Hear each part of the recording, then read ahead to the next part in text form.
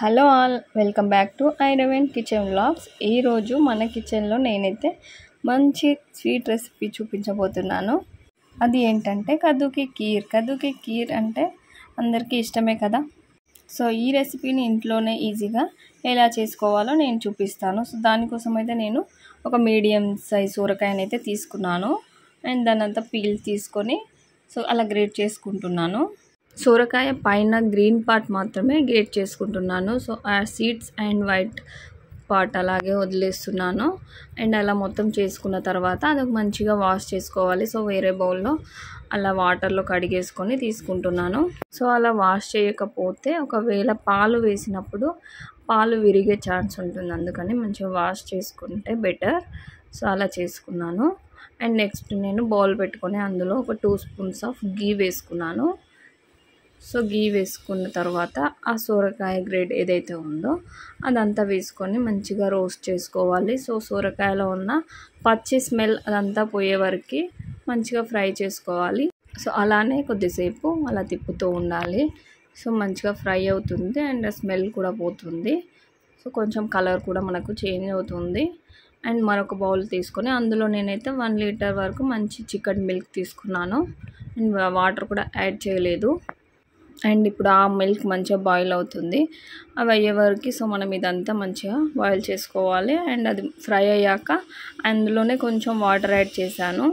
So అది మంచిగా cook అవ్వాలి కదా, ఉడకాలి కాబట్టి సొరకాయ, అందుకని కొంచెం వాటర్ యాడ్ చేసి నేనైతే మూత పెట్టుకున్నాను. సో ఒక 10 మినిట్స్ అలాగే వదిలేస్తే సో చూడండి అందులో వాటర్ అంతా పోయింది కదా. సో అలా ఫ్రై అవ్వాలి. మంచిగా అయ్యాక అండ్ పక్కన బాయిల్ అయిన మిల్క్ తీసుకొని ఇందులో వేసేసుకుంటున్నాను.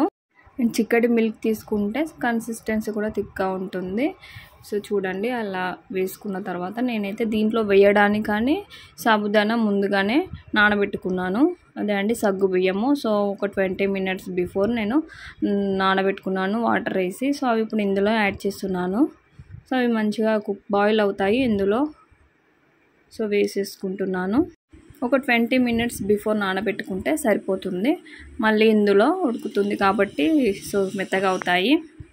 అండ్ ఇప్పుడు నేను దీంట్లోకి షుగర్ తీసుకుంటున్నాను.